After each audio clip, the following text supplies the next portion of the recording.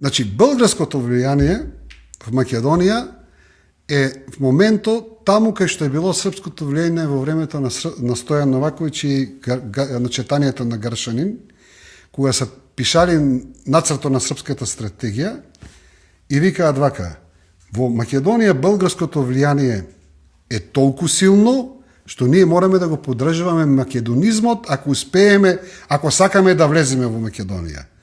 Сега, мојата поента е токму тоа.